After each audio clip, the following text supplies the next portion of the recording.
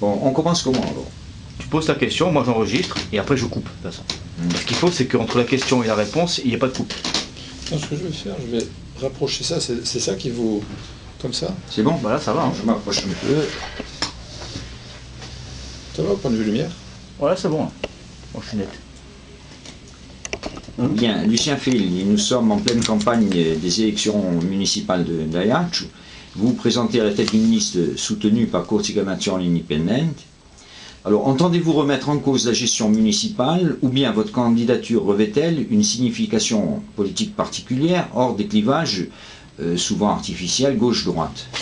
Il y a trois éléments de réponse. D'abord, il était impensable de ne pas profiter d'une échéance électorale, d'un débat sur le plan démocratique, surtout quand on sait combien les solutions sont toujours politiques à tous les problèmes. Il y a une solution politique à tous les problèmes.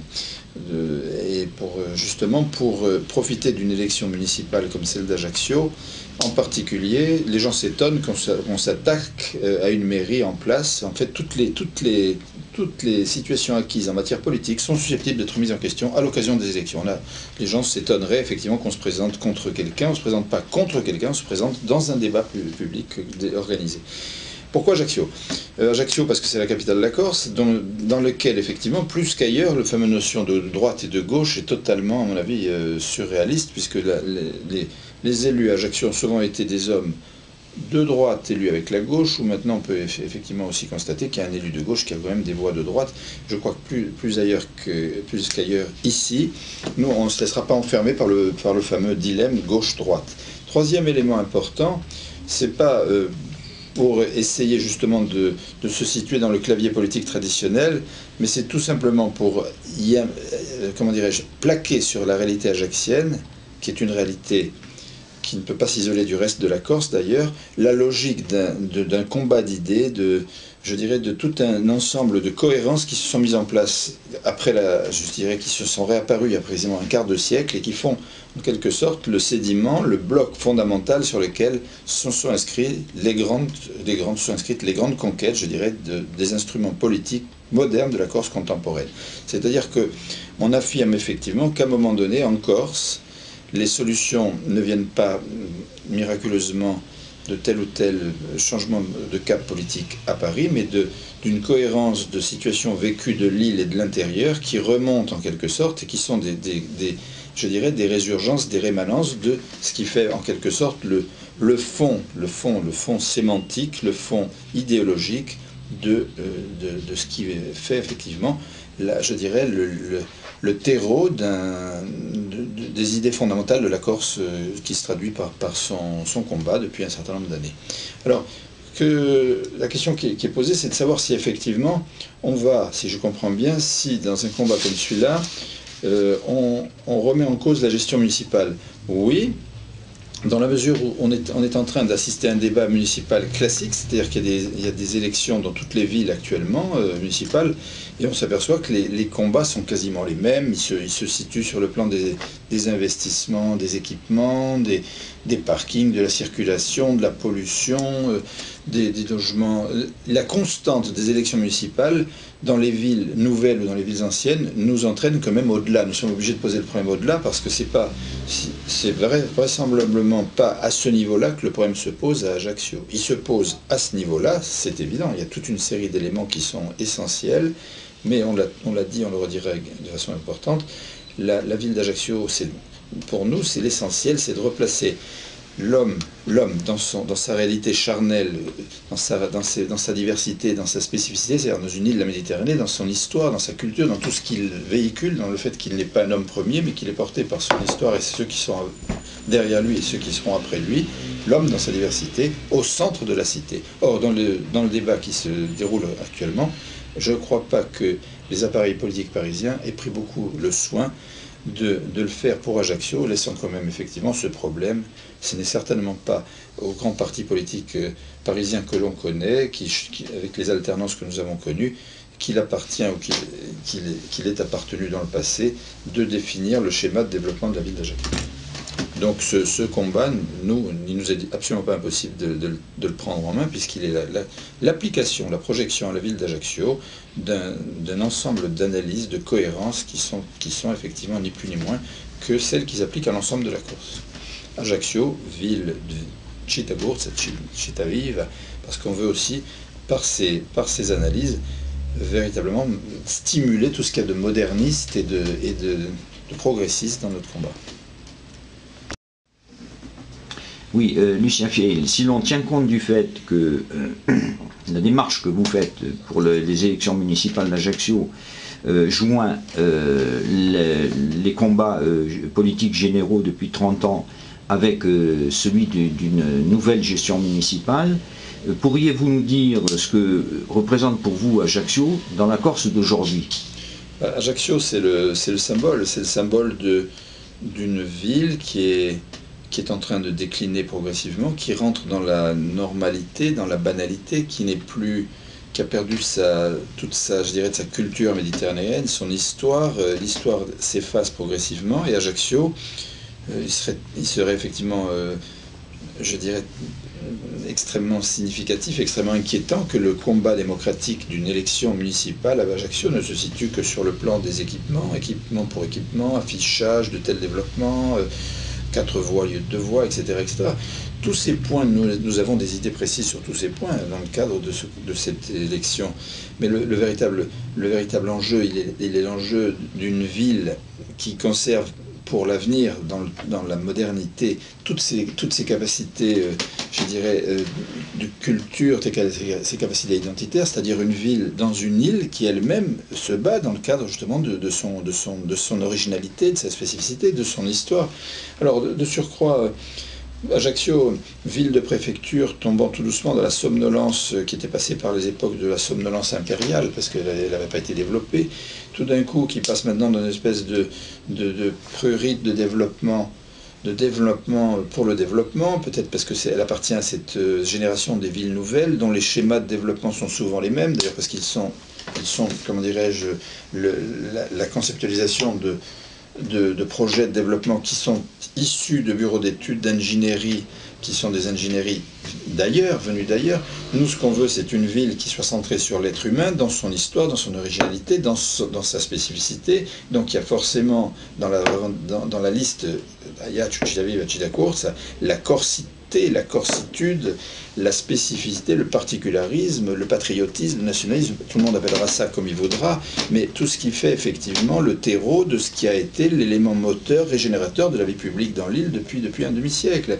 C'est-à-dire que l'on prenne le problème qu'on le veuille qu'on le veuille ou non, d'une façon ou d'une autre, quels sont les éléments moteurs qui ont pratiquement bouleversé, modifié, révolutionné la vie publique dans l'île depuis l'après-guerre, c'est effectivement le combat identitaire qui n'est pas né comme ça ex abrupto en Corse, mais qui a traversé toute une série de pays, qui en a retrouvé dans d'autres territoires qui se sont émancipés. Il y a eu la période des pays qui étaient sous tutelle, sous mandat, il y a eu la période des pays qui étaient sous influence. Aujourd'hui, la Corse fait partie des îles de la Méditerranée, ou des grandes îles, ou des régions, ou des territoires qui ont une vocation régio, au sens grec du terme, régio, pas région au sens administratif du terme, qui ont une vocation à être elles-mêmes.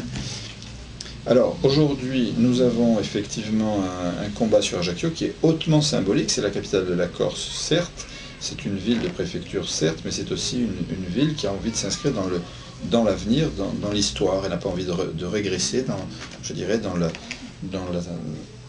torpeur, dans l'anonymat d'une petite ville de préfecture, avec une banlieue et tout son petit cortège de problèmes. Autant d'images de villes qui sont des villes d'échecs, puisque l'intégration ne s'y fait plus, les problèmes sociaux sont plus vifs, les classes sociales y apparaissent, toute une série d'éléments qui n'existaient pas à Ajaccio. Et pour ne pas passer pour des gens qui avons rêvé d'une société idyllique, il faut quand même se rendre compte que si on projette dans le passé un certain nombre de projecteurs, la ville d'Ajaccio a beaucoup plus perdu qu'elle n'a gagné au niveau de son âme profonde, et que la situation actuelle est la suivante, c'est qu'on est obligé de percevoir une certaine nostalgie. Les gens sont en train de se rendre compte de ce qu'ils perdent jour après jour. les Ajacciens, ceux qui sont véritablement les porteurs du schéma d'Ajaccio. Donc nous ne sommes pas venus avec des architectes, des géomètres, des ingénieurs pour peaufiner les lignes de fond d'une ville miracle dans un désert, mais tout simplement pour faire prolonger la réalité d'une ville et d'une île dans un contexte moderne, avec l'immense potentialité qu'elle a. C'est-à-dire que nous sommes là pour faire vivre en quelque sorte tout ce que vivre, c'est le terme de cette liste, Ajaccio, pour faire vivre une île dans une terre qui ne demande qu'à vivre et dans un contexte évident que toute l'Europe nous envie.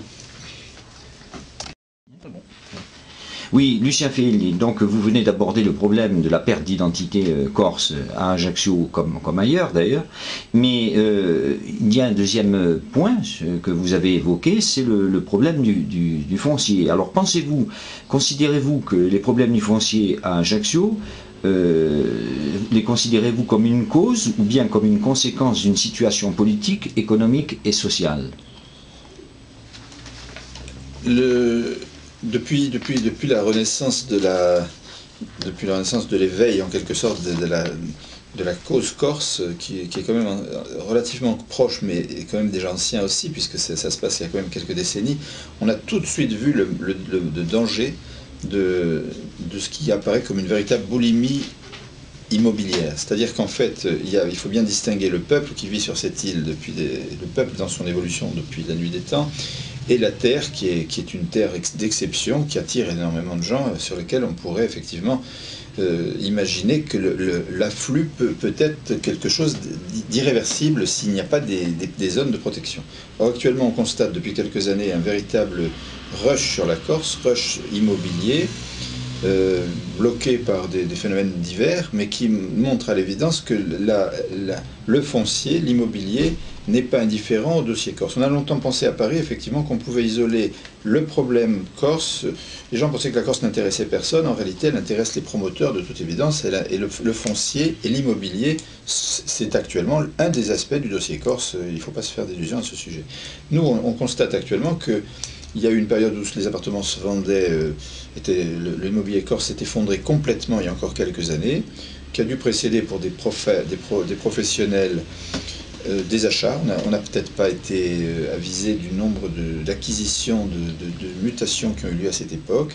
Et aujourd'hui, on est confronté au problème inverse, c'est qu'aujourd'hui, le foncier et l'immobilier s'emballent littéralement. La bulle immobilière, comme on appelle, est en train de rendre inaccessible à certains Corses l'acquisition d'appartements. Et Ajaccio, qui pourtant n'est pas un centre touristique de premier rang en Corse, devient une ville intouchable pour acheter un appartement, par exemple pour un couple de jeunes Corses qui rentrent dans le continent et qui voudraient s'y installer. Alors, il y a des fortunes pour lesquelles ça ne pose aucun type de problème.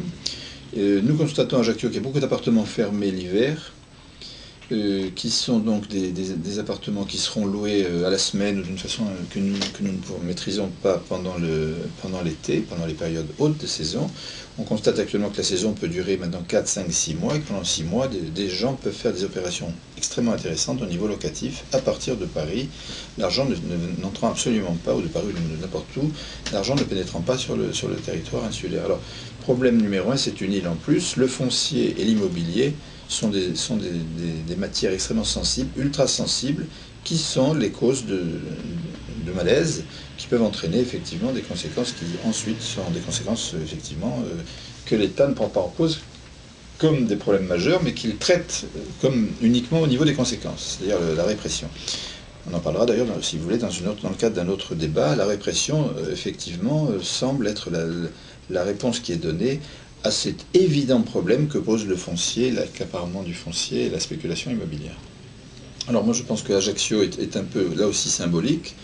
Il y a actuellement à Ajaccio toute une partie d'Ajaccio qui se développe dans un cadre extrêmement particulièrement, je dirais, au niveau du prix de l'acquisition,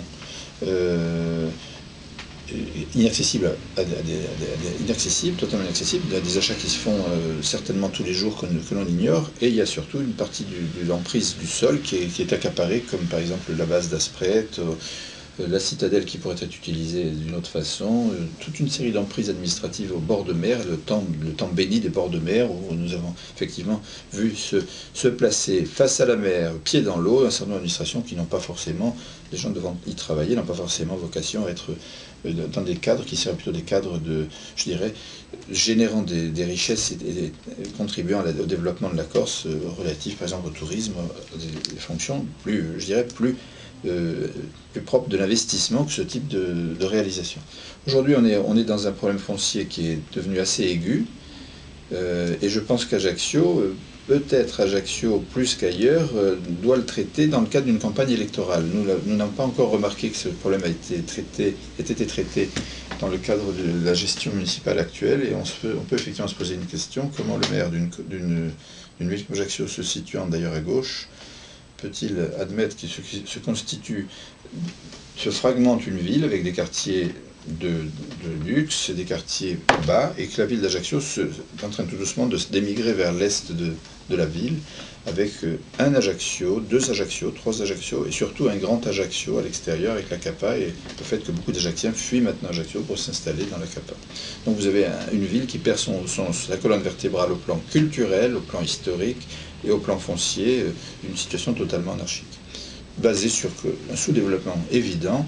C'est-à-dire que vous avez des interfaces de misère et de luxe à quelques mètres près, comme à Sainte-Lucie. Vous avez une montée vers le palais de justice qui est de grand luxe, et à quelques mètres de là, vous avez des quartiers qui relèvent effectivement de l'après-guerre.